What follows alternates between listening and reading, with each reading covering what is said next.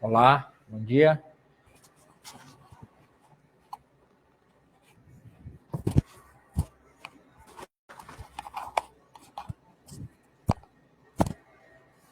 Olá, bom dia.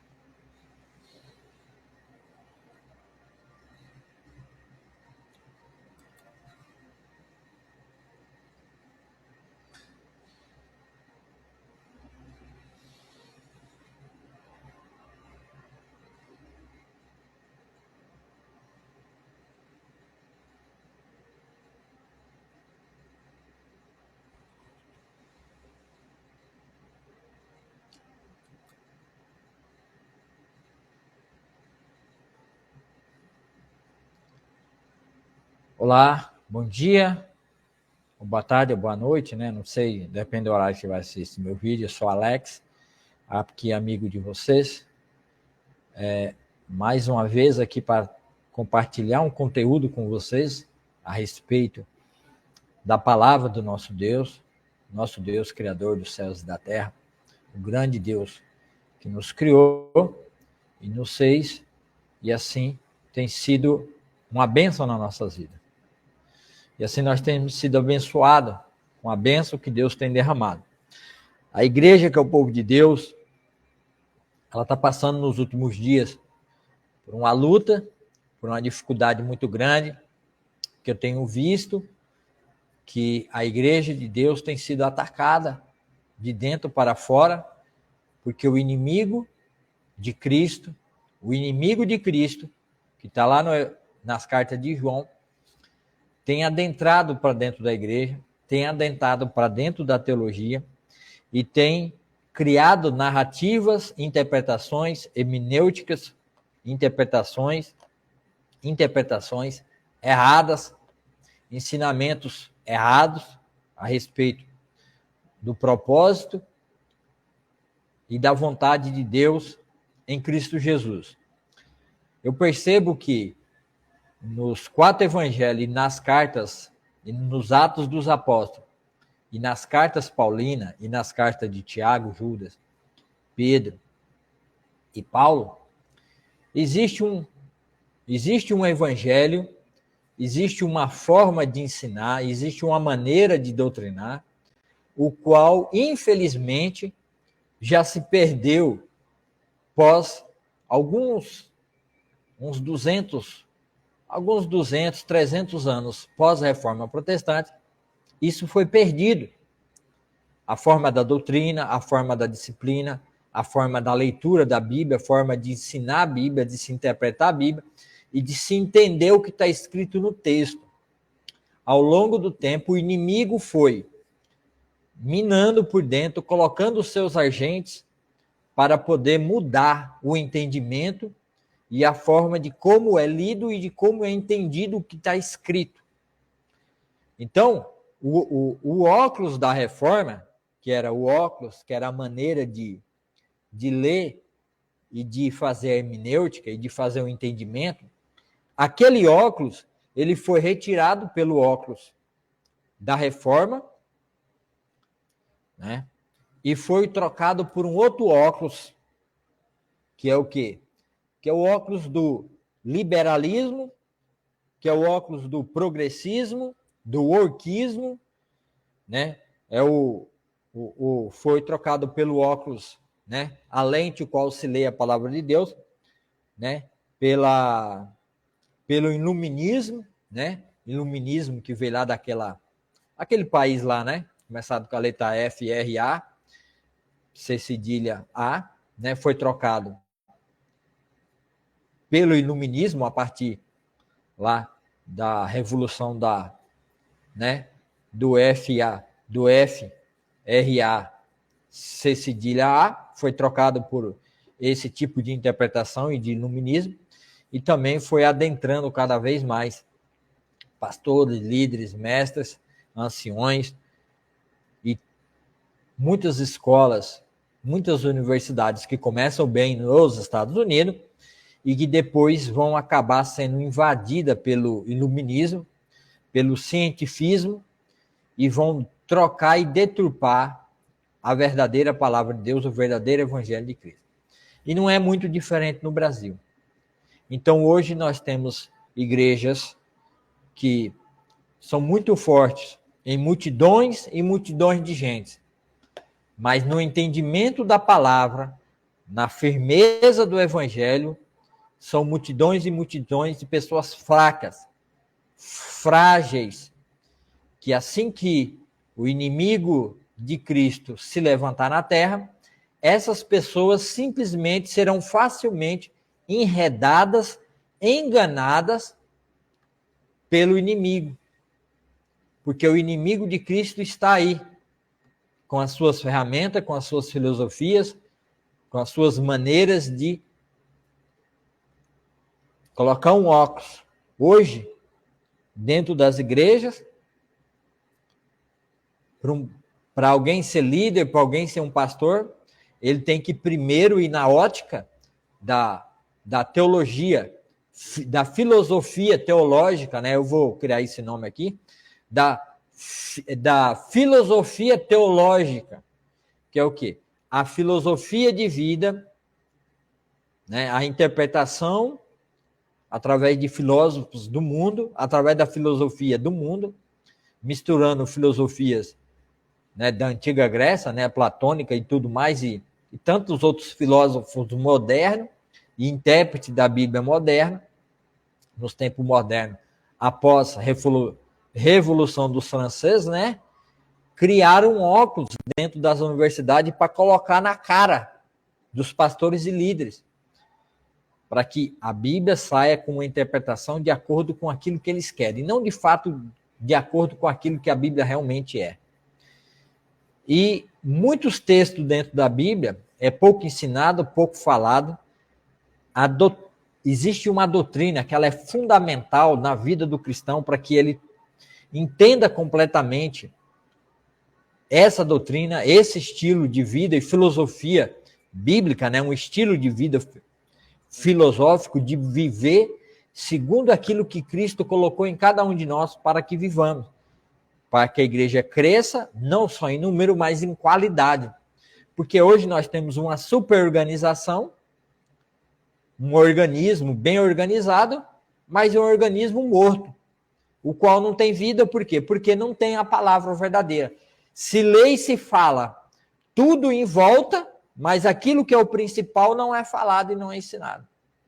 Então, por isso eu tenho canal no YouTube também, o qual eu estou lendo a Bíblia desde Gênesis até o Apocalipse, fazendo uma leitura contínua, capítulo por capítulo, né, e explicando os acontecimentos de acordo com o que a gente vai lendo. Eu já estou no capítulo 48, vou entrar no capítulo 49 de Gênesis, já tem uma série de 30 vídeos e mais uma série de 23 vídeos, está lá no YouTube, está no canal Somos Igrejas do Descendente, não é outra igreja, eu sou de uma igreja reformada, que é a primeira igreja batista, né, que é a primeira igreja batista em Calumbi. Eu sou de uma igreja, eu só uso eu não uso o nome da minha igreja, né, porque a minha igreja tem um canal, né, a minha igreja já tem um canal que a gente faz transmissão de vídeo. Então, para contrapor aos desigrejados que ficam aí pelo YouTube e colocando vídeo em tudo quanto é canto, falando mal das igrejas, falando que ninguém precisa estar na igreja, então eu criei um canal chamado Somos Igrejas do Descendente, né, que é o descendente da mulher, que é o descendente de Abraão, Isaac e Jacó, que é Jesus Cristo, para contrapor essas pessoas que ficam pregando ilusões por aí que ninguém precisa de igreja. Tá? Então, Eu tenho o canal lá, quem quiser lá é só procurar, né, pelo canal. Somos Igreja do Descendente. Somos igreja do Descendente, tá bom? Um texto que eu quero ler com vocês, que é esse texto principal que eu falo, que todo crente deveria ter o domínio desse texto, para que ele entenda e compreenda a sua posição no mundo e como ele cresce e amadurece ao lidar com as questões do mundo, tá?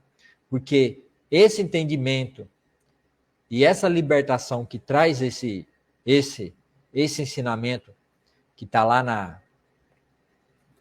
Vamos já ver, vai estar em cima aí, ó, e vocês lê lá. Vocês abrem a Bíblia no capítulo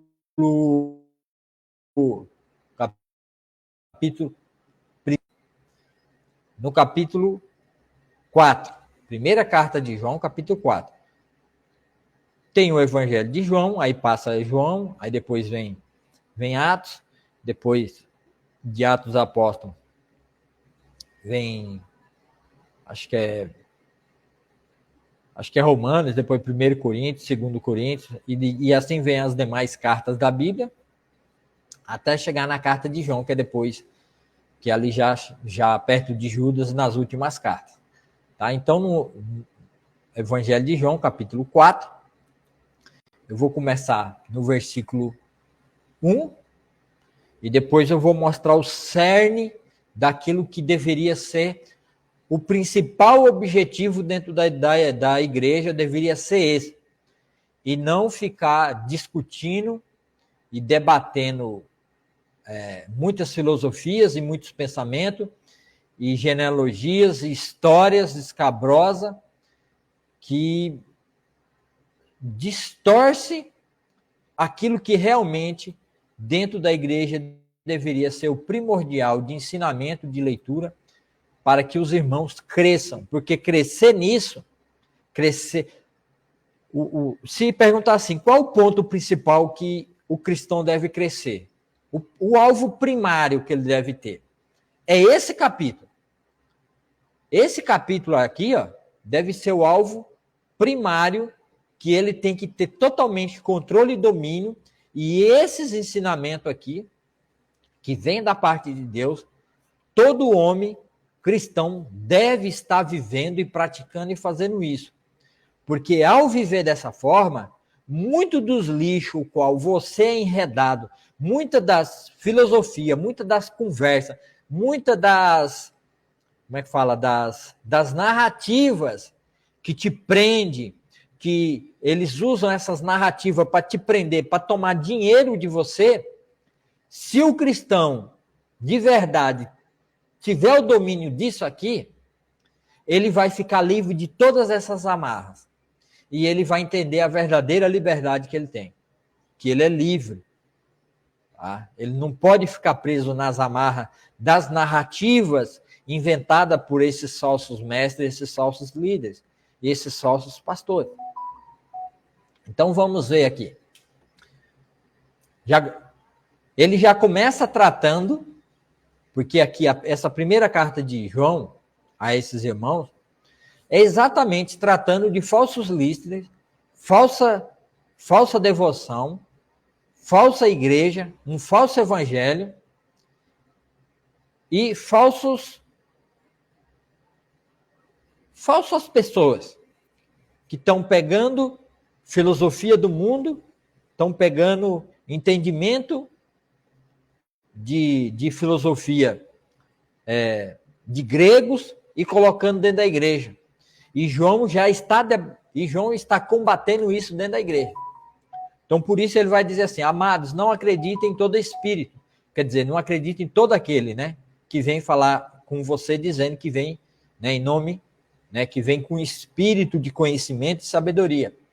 Pois não acreditem em todo espírito, mas ponham-no à prova para ter a certeza de que o espírito vem de Deus. Quer dizer, um espírito que foi feito por Deus, uma pessoa que nasceu de novo. Que é isso que o próprio João diz lá no Evangelho de João, capítulo 6, 63, né? Porque o Espírito dá vida, o Espírito traz vida verdadeira. A carne para nada presta. E Jesus diz, as palavras que eu tenho dito, elas são Espírito e vida.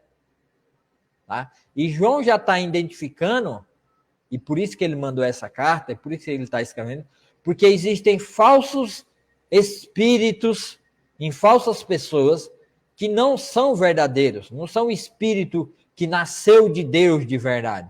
É espírito da carne, é espírito de filosofia. Não é isso que nós vemos em nossos dias? Pessoas que têm espíritos de vãs filosofias, vãos entendimentos.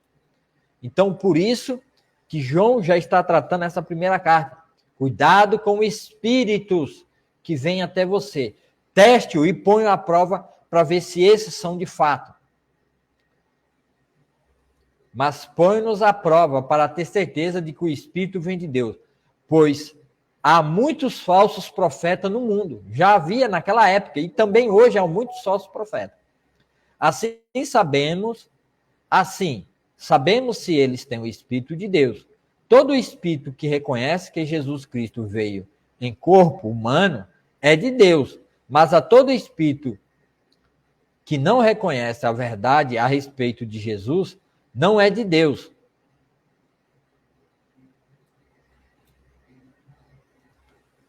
Não é de Deus.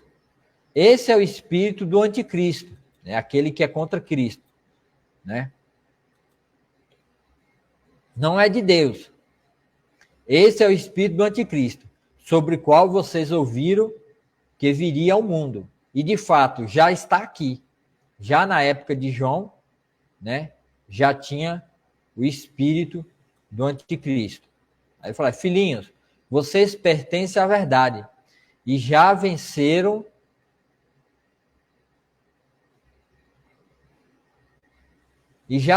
os falsos profetas, pois o Espírito, em letra maiúscula, o Espírito Santo, que está em vocês, é maior do que o Espírito que está no mundo. Eles pertencem a este mundo, portanto, falam do ponto de vista do mundo.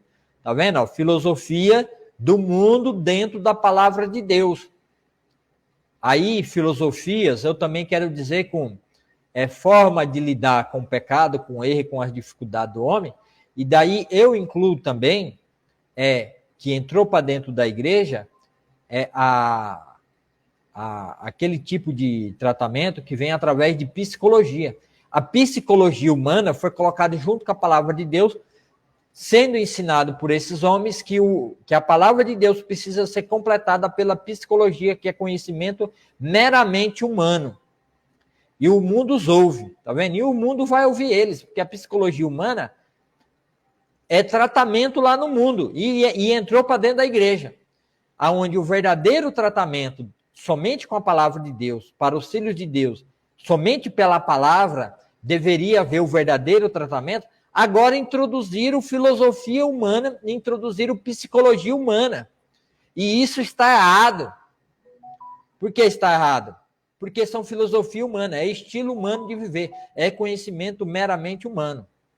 Então isso está errado. Nós, porém, pertencemos a Deus. Quem conhece a Deus, nos ouve. Mas quem não conhece a Deus, não nos ouve. Desse modo, sabemos se alguém tem o espírito da verdade ou o espírito do erro. Tá? Quem nos ouve, recebeu o espírito da verdade. Quem não nos ouve, está no espírito do erro ainda. Quem não ouve a palavra, quem não ouve a pregação, quem não escuta essa pregação, quem não escuta esse ensinamento verdadeiro, somente pela palavra de Deus, longe dessas filosofias, desses livros, dessas histórias, né, que é criado por esses homens, né, esses grandes escritores que escreveram o grande best-seller, que muitos dizem que ali está falando de Deus, né, que nem essas histórias de Nárnia, história de Senhor dos Anéis, e de tantas outras histórias que é inventada pelo homem para querer dizer que ali está falando de Deus e tudo isso aí é mentira, tudo isso aí é engano. E a própria psicologia humana não vem do Espírito de Deus. E não tem como tratar as coisas do Espírito no homem que é espiritual, porque está se tratando de coisas terrenas. Agora ele vai entrar naquilo que é o fato verdadeiro. Deus é amor. Amados, continuemos a amar uns aos outros, pois o amor vem de Deus. Quem ama é nascido de Deus e conhece a Deus.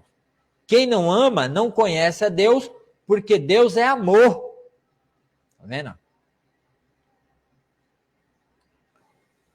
Porque Deus é amor. Deus mostrou o quanto nos amou ao enviar seu Filho ao mundo, para que por meio dele tenhamos vida. E nisto que consiste o amor, não em quem tenhamos amado a Deus, mas em que ele nos amou e enviou seu Filho como sacrifício para perdão dos nossos pecados. Amados, visto que Deus tanto nos amou, certamente devemos amar uns aos outros. Ninguém jamais viu a Deus, mas se amarmos uns aos outros, Deus permanece em nós e seu amor chega em nós à expressão plena. Tá vendo? O amor de Deus chega em nós a ter uma expressão, aqui no caso, sermos plenamente sermos aperfeiçoados. A expressão plena aqui é aperfeiçoados, seremos plenamente aperfeiçoados no amor, teremos todo o entendimento, o amor nos encherá e seremos perfeitos em tudo nessa vida, no entendimento das coisas de Deus e nas coisas do mundo, porque o amor preencheu, e o amor é a sabedoria, e Cristo é o verdadeiro amor, e Cristo é a verdadeira sabedoria. Então nós temos como alvo o amor está sendo perfeito. E como nós seremos plenamente cheios, ele já tem dito e falado. Se amarmos uns aos outros como Cristo nos amou, e seremos aperfeiçoados nesse amor. Deus nos deu o seu Espírito como prova de que permanecemos nele e ele em nós. Além disso, vimos com os próprios olhos e agora testemunhamos que o Pai enviou seu Filho para ser o Salvador do mundo. Aquele que declara que Jesus é Filho de Deus, Deus permanece nele e ele em Deus. Sabemos o quanto Deus nos ama e confiamos em seu amor. Tá vendo?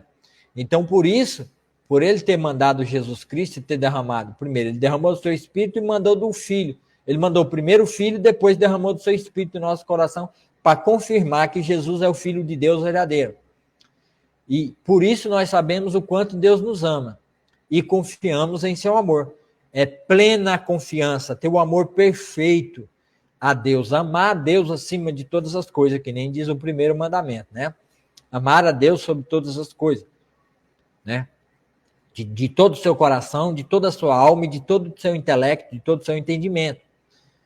Tá bom? Porque esse amor pleno em Deus, totalmente em Deus, amando a Deus acima de tudo, da nossa própria vida, dos nossos prazeres, de tudo que há nessa vida, inclusive de filhos, de esposa e tudo mais, da nossa própria vida, então seremos plenamente aperfeiçoados no amor de Deus. Deus é amor, e quem permanece no amor permanece em Deus, e Deus nele, tá vendo? À medida que permanecemos em Deus, nosso amor se torna mais perfeito, tá vendo? À medida que vamos amando a Deus cada vez mais amando a Deus, esse amor vai nos tornando cada vez mais perfeito. Assim, né, tendo esse amor cada vez mais perfeito e sendo aperfeiçoado, assim teremos confiança no dia do julgamento, pois vivemos como Jesus viveu neste mundo, em pleno amor. Esse amor não tem medo, pois o perfeito amor afasta todo medo. Se temos medo, é porque tememos o castigo, e isso mostra que ainda não experimentamos plenamente o amor. Nós amamos porque ele nos amou primeiro. Se alguém afirma, ama a Deus, mas odeia o seu irmão, é mentiroso. Pois ele não... É mentiroso, pois se não amamos nosso irmão a quem vemos, como amaremos a Deus a quem não vemos? Ele nos deu este mandamento: quem ama a Deus, ame também a seu irmão. Tá vendo? A perfeição do amor. Esse amor, verso 18, voltando. Esse amor, aonde você vai ser livre de tudo. Aqui, ó. Esse amor não tem medo, ó. Esse amor, ou neste amor, não tem medo. Pois o perfeito amor afasta todo medo, tá vendo? Todo medo. Todo medo que você tem nessa vida, de tudo que você tem medo, muitas coisas que você faz, você tem que entender que muito do que você faz, muito da sua ação, muito da sua reação, é com medo, medo disso, medo daquilo. Entra em depressão por medo disso, por medo daquilo outro, por falta disso, por falta do medo da perca, por medo de não ter, por medo de faltar, por medo do futuro, por medo do passado, por medo do presente, por medo de confiar, por medo de amar, por medo de se entregar. A raiz aí é o medo, por medo de não ter dinheiro, por medo de não ter comida, por medo de não ter alimento, por medo de faltar um emprego, por medo de tudo. Todo esse medo terrível é porque você não tem amor perfeito em Deus. Porque o amor perfeito em Deus e o amor perfeito no irmão que nós temos vai lançar fora todo medo. E assim seremos aperfeiçoados no amor. E não andaremos nesse mundo com medo de mais nada. Por quê? Porque temos a plena certeza de que Deus nos ama. Olha a vida de Abraão, Isaac e Jacó. Abraão mentiu 2 vezes, uma primeira vez para o faraó que Sara não era sua irmã, que Sara era sua irmã. Apesar dela, de fato, ser meia-irmã, que o pai Tera, né? Tera, o pai de Abraão, teve outras mulheres e teve outras filhas. E Sara era uma filha. Mas ele mentiu para o faraó por medo. Medo por quê? Porque para que ele mentir para o faraó se Deus já tinha dado a promessa e tinha falado que ia cuidar dele e toda aquela terra seria dele? Por quê? Medo. Depois ele saiu do faraó, ele foi perto de Gerar, né, que é ali perto da faixa dos Gaza, tem uma cidade lá chamada Gerar, tinha um rei chamado Abimeleque, ele mentiu de novo dizendo que Sara era sua irmã. Por quê? Por medo. Medo. Mas conforme Deus foi trabalhando e salvando ele, mostrando o perfeito amor que Deus tinha para com ele, ele foi se aperfeiçoando nesse amor, foi se aperfeiçoando na sua fé. Aí, o ponto que Deus provou para ele que ele amava a Deus de fato, de verdade, quando Deus pede o filho dele. Deus sabia que a Abraão daria o seu filho. Ele sabia, mas por que ele pede o filho? Para que Abraão se convença do perfeito amor de Deus, que Deus cuida dele, independente do que ele fizesse ou deixasse de fazer, se ele mentisse ou não mentisse, Deus estava amando e protegendo e guardando ele. E que ele não precisava ter medo nada de ninguém. A mesma coisa aconteceu com Isaac, mas ele mentiu uma vez só a respeito de Rebeca, para o mesmo rei Abimeleque, e Deus mostrou para ele o quanto amava, e depois Isaac tomou atitude e permaneceu diante de Deus e confiou. Toda vez que Deus falava com Isaac, Isaac obedecia.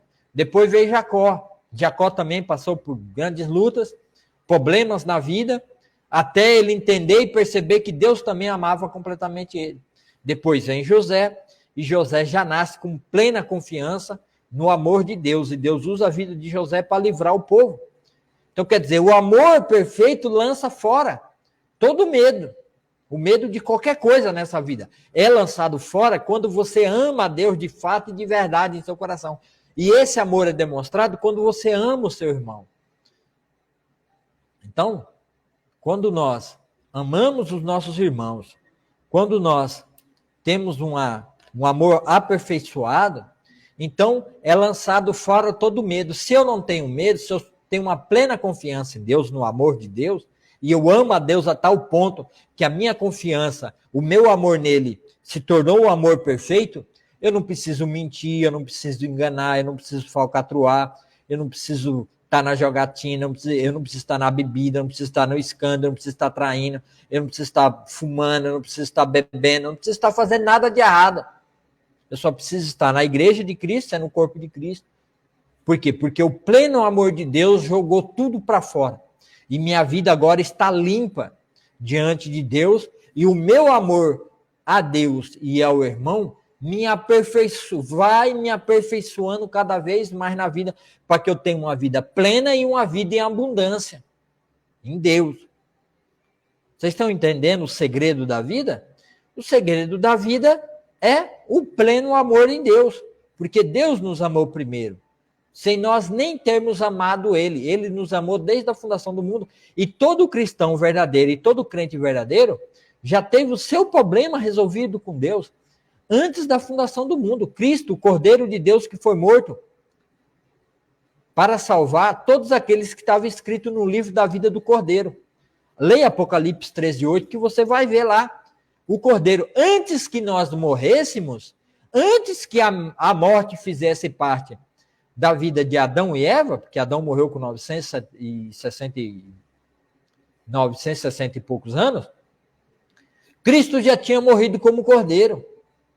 Por causa do quê? Por causa do pleno amor de Deus, porque Deus nos amou de tal forma que ele, antes da gente existir, antes da gente pecar, antes da gente cometer qualquer erro, qualquer mentira, ele já tinha imolado seu filho, o Cordeiro de Deus, para morrer, para me salvar e me purificar dos meus pecados. Então, é nesse amor que eu tenho que permanecer e confiar que Deus tem sempre o melhor para mim, não importa qual a situação que você esteja passando nessa vida. Com falta de amor de mulher, com falta de amor de marido, ou por falta de amor do filho, da mãe, contenda, briga, discórdia, confusão, falta de alimentação, falta de trabalho, falta de dinheiro, você sai perdendo tudo e vai perdendo tudo, mas você tem que confiar no amor de Deus, porque Ele te amou desde a fundação do mundo e te salvou antes de você existir. Então, por que você está com medo? Por que você vive nessa angústia de correr atrás de riquezas? Por que você vive nesse desespero de vida, querendo buscar reconhecimento, querendo buscar fama, querendo ser famoso, querendo se aparecer? Você engana as pessoas na igreja, você engana as pessoas pelo YouTube, você engana pelo Facebook, pelo WhatsApp, pelo Quai, pelo TikTok. Você adquire riqueza através do engano, do falso evangelho. Por que as pessoas estão vivendo isso na sua vida? Elas estão vivendo isso porque elas não estão aperfeiçoadas no amor de Deus. Antes elas amam qualquer outra coisa dessa vida. E aqueles líderes, agora eu chamo a atenção dos líderes que amam o dinheiro, e prega o evangelho, e se monta a igreja, se cria as igrejas, inventa nomes de igreja, novas igrejas, por causa do dinheiro. Faz do evangelho uma barganha. E isso vai ser sua ruína e sua derrota. E quando o inimigo de Cristo aparecer, todo esse povo que você sugou o dinheiro, que você, por medo de não ter, por medo de não ser considerada, por medo de não ser reconhecida, você obteve riqueza para estar bem na vida. E tudo isso vai ser levado pelo inimigo, o inimigo de Cristo. E vai se tornar em nada. Sendo que a igreja deveria ser aperfeiçoada nesse amor, no amor perfeito de Deus. Porque o amor perfeito de Deus, que nem diz a palavra aí, lança fora todo medo. Esse amor, né? Eu vou até mudar a versão aqui para a gente ler na Ara, né?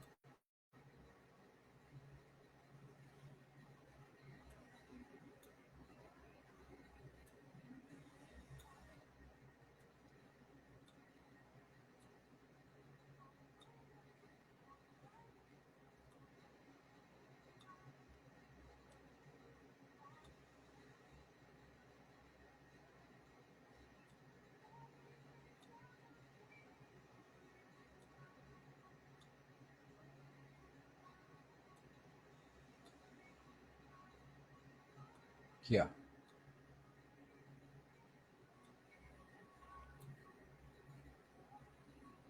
Aqui, eu vou até colocar a coisinha aqui, ó, verde, ó.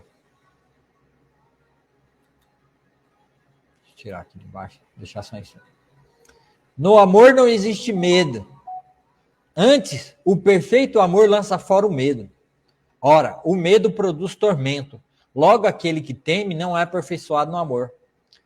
Tá vendo? A primeira parte é: no amor não existe medo. Ora, o medo produz tormento. Aí agora eu digo para você, sabe por que você vive uma vida atormentada? Sabe por que você está sendo atormentado? Sabe por que você está vivendo nesse amor terrível? É porque você não vive o pleno amor de Deus na sua vida. Não é que Deus não te ama, Ele te ama. O problema é que você não entendeu o amor dele. Você não entendeu o amor dele. Você tem tanto medo e você vive apavorado nesse mundo que às vezes você faz promessas. Você promete.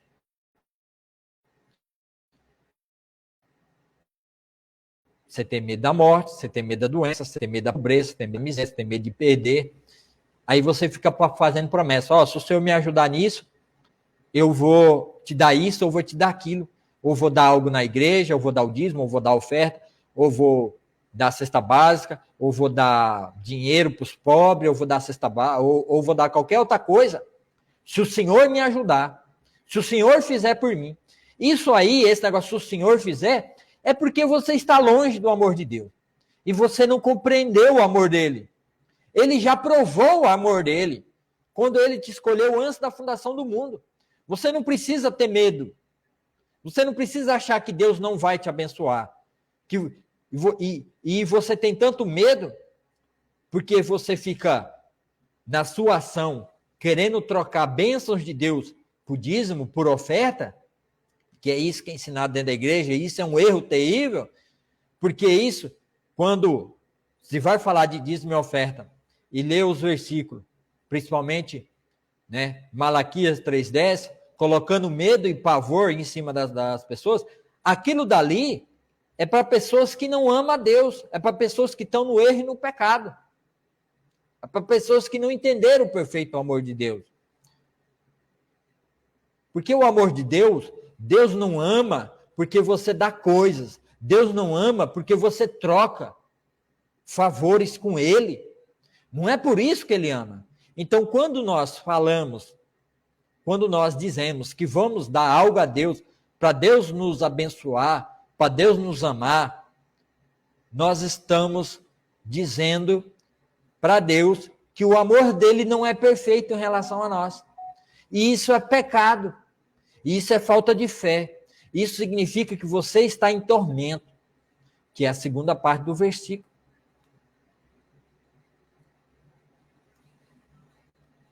Essa é a segunda parte do versículo. Ora, o amor produz, logo, o medo produz tormento. Logo, aquele que teme não é aperfeiçoado no amor. Tá vendo? Quem tem medo não está perfeito no amor, não entendeu o perfeito amor de Deus. Porque ele vai tentar fazer barganha. E com Deus ninguém barganha. Deus não barganha a bênção. Deus não precisa do seu dinheiro para te abençoar.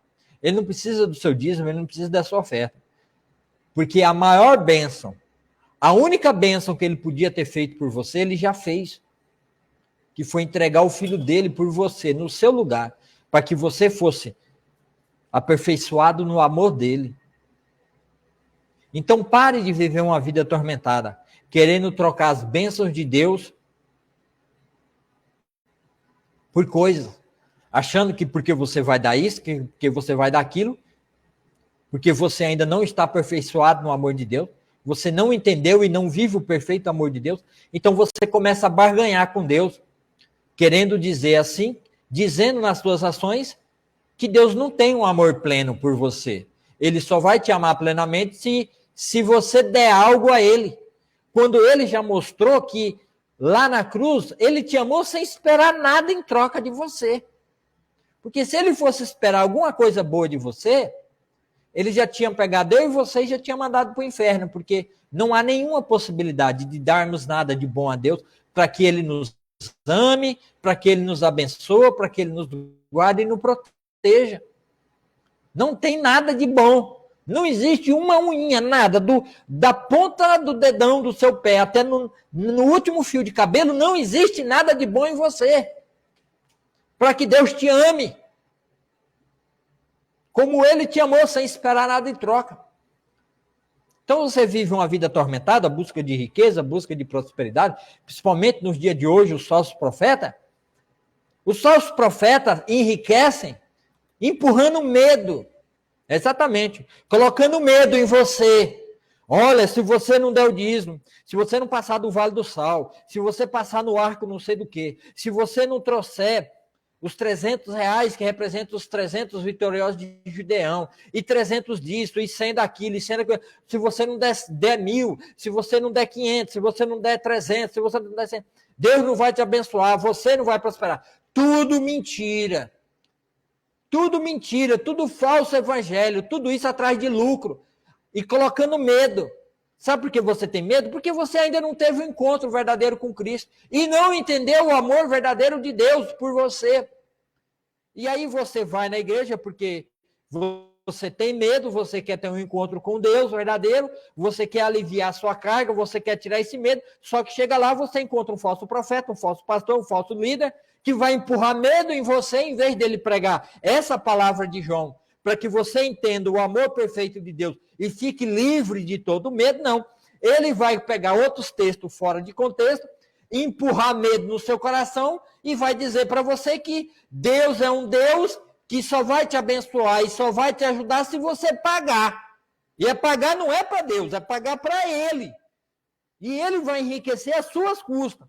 E assim muitos cristãos dentro das igrejas estão enriquecendo e tornando pessoas aí, igrejas, por aí bilionárias e ricos através do medo. E você cai nessa conversa. Em vez de você ir para a Bíblia, ler a Bíblia por conta própria, não. Você vai escutar esses falsos mestres que João está dizendo, que já na época de João já existia. Os falsos mestres. Que fazia das pessoas ganho, dinheiro. E não ensinava o verdadeiro evangelho. Não ensinava a verdade a respeito de Cristo. Que o amor verdadeiro de Deus, demonstrado em Cristo Jesus na cruz, nos liberta de todo medo, de toda maldição, de tudo aquilo que antes aterrorizava os homens, agora estamos livres. Só que para isso você tem que entrar no perfeito amor de Deus. Tá bom? Então, por isso eu te peço, de onde você estiver assistindo, ou do próprio Instagram, ou no YouTube, ou no próprio YouTube, ou no Hubble, ou no Facebook, compartilhe esse vídeo, dê o seu joinha, seu like, comente aí se isso é verdade ou não. Você entendeu agora o perfeito amor de Deus? Você está entendendo? Que para você ser livre de tudo isso aí, Deus não pede um centavo seu na igreja. Nem dízimo, nem oferta, nem nada. Nem campanha disso, campanha daquilo, Vale do Sal, disso, daquilo outro. Nada. A única coisa que ele quer é que você se aperfeiçoe no amor verdadeiro a ele. Jesus diz, aqueles que me amam de verdade, guardam minhas palavras, os meus mandamentos. Quer dizer, tem que ler a Bíblia. Porque Jesus diz, Evangelho de João, eu já disse, vou repetir. Jesus diz, João, lá no Evangelho de João, vamos ver aqui rapidinho, para mim não ficar falando só da minha boca.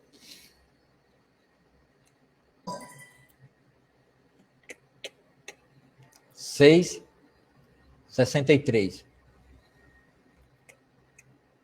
Olha o que diz aqui, ó. 6,63. Ó. Vou até mudar a cor aqui, ó.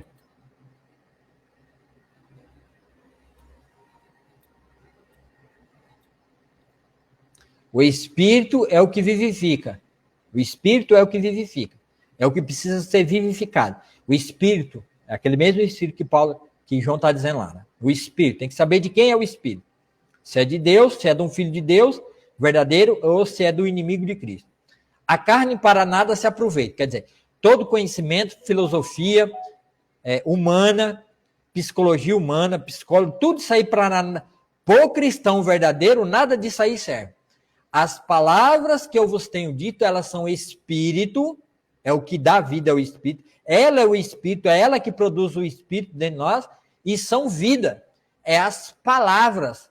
Então, o que o cristão deve fazer? Ele deve ler a Bíblia de Gênesis e Apocalipse, porque é a palavra de Cristo, é a revelação de Cristo. E é isso que eu estou fazendo lá no meu canal no YouTube, Somos Igrejas do Descendente, onde eu estou mostrando que a linhagem do descendente, a linhagem piedosa de sangue do descendente, ela vem sendo revelada desde Gênesis, capítulo 3, versículo 15, e capítulo 3 de Gênesis, versículo 21. E também Abel que ofereceu um sacrifício, um holocausto. Tudo isso era um cheque que foi assinado no passado por ele, para ser descontado no amor de Cristo derramado na cruz por ele, porque o perfeito amor lança fora. Eles amaram a Deus com perfeição. Eles amaram a Deus e Deus os salvou e os restituiu diante dele. Por quê? Porque eles creram na palavra de Deus. Eles creram na verdade de Deus. Por quê? Porque o quê? O que Jesus disse? As palavras que eu vos tenho dito, elas são espírito e são vida. Então você tem que ler a palavra de Deus, você tem que ter contato, você tem que ter comunhão com Cristo. A comunhão com Cristo é através da leitura da palavra. Você não tem outro tipo de comunhão com Cristo, a não ser pela leitura da palavra, pela pregação da palavra no púlpito. Se é a palavra verdadeira de Cristo, se é o evangelho verdadeiro de Cristo, você está tendo comunhão com Cristo, ouvindo Cristo e aprendendo de Cristo. E essa palavra é espírito, é ela que vai produzir espírito de vida verdadeira em você. E você vai nascer de novo. E todo medo vai ser colocado para fora da sua vida. Porque a palavra de Cristo é espírito e ela é vida. É ela que te dá vida. Não é filosofia humana, não é psicologia humana, não é os psicólogos. Não é nada disso que vai te dar vida verdadeira. O que te dá vida verdadeira é as palavras de Jesus Cristo sendo lida e meditada por você e orando e buscando o entendimento verdadeiro na palavra. É aí que você vai ter vida verdadeira. E é aí que o amor de Deus vai ser aperfeiçoado em você. Porque você tem comunhão com Cristo, você tem comunhão com Deus através de Cristo Jesus. E aí você é aperfeiçoado no amor. Então, aí está a verdade.